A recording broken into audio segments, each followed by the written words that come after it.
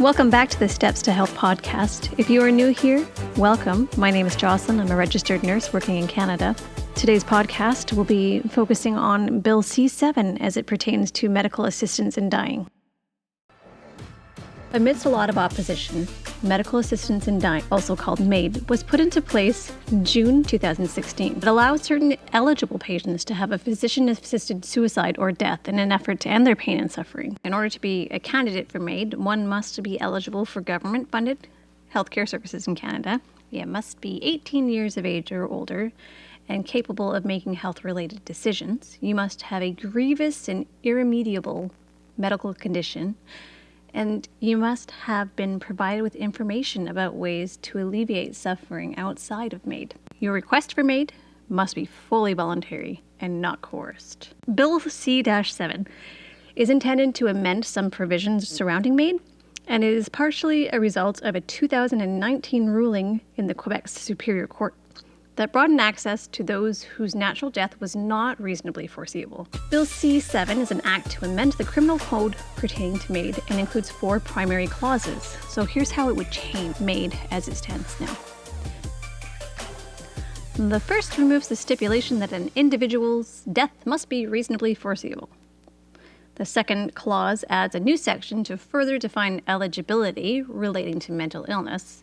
And so it states that mental illness is not an illness, disease, or disability for the purpose of eligibility. So this ensures that mental illness on its own is not enough to qualify for MAID. The third clause reduces the amount of people required to witness the signing of the request for MAID. It used to be 2 witnesses, and they want to reduce it down to just 1.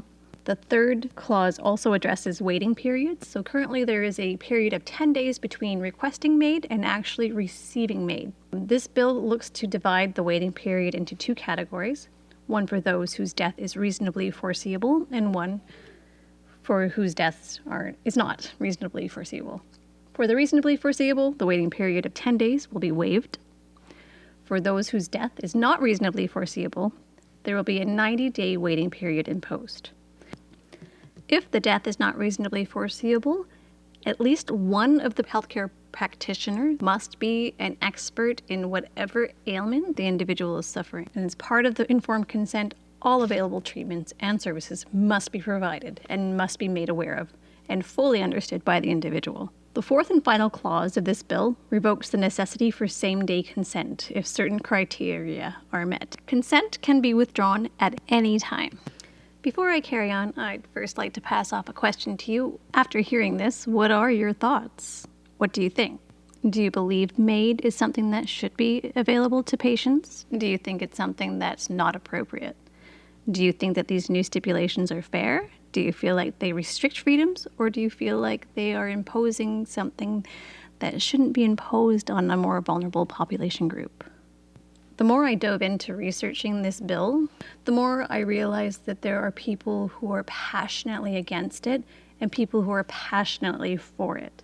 Those who are against it are terrified that this bill may predispose those with disabilities to being coerced into having MAID instead of offering them more services or putting more money into services that should be available to people.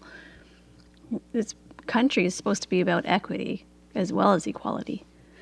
I imagine those with disabilities and those who are close with those with disabilities are afraid that this is going to become the next institutionalized movement. Like back when, and it wasn't even that long ago, when we used to take those with disabilities and we used to place them in institutions and just kind of leave them there to rot. It was incredibly tragic. Is this the new institution? Are we as a society going to encourage people to use MAID as opposed to just giving them the supports that they need to live healthy, long lives?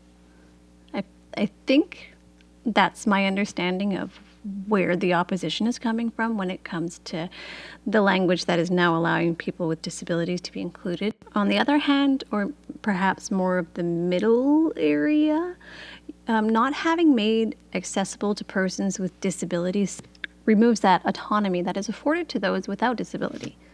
All adults with insurmountable illnesses or intractable pain and suffering, they should all be able to have access to MAID. If it is something that is afforded to all adult citizens of Canada, why not the disabled if they are suffering in their own way? Not all of them, of course. Definitely not all of them. Like, there are some pretty amazing people out there who live lives with disabilities, some that you can't even see. Theoretically, the intent of this bill is to empower individuals to choose if they prefer quantity over quality of life. With laws like this, we really rely on our medical and healthcare professionals to uphold their code of ethics and provide patient-centered care. Suffering is subjective. Quality of life is subjective. Most of the definitions within the bill are subjective. And I believe this is where a lot of this unrest is coming from. We have to put our trust into the healthcare professionals, and I hear story after story of people having really bad experiences with healthcare professionals. So why would you trust them? Why would you trust us? You know, if we're not being consistent, but also, how can we make sure that our healthcare professionals are being consistent and patient-centered and giving the compassion that these people deserve? It really saddens me when I hear about bad stories, because one of my favorite instructors taught me to be a nurse, for example.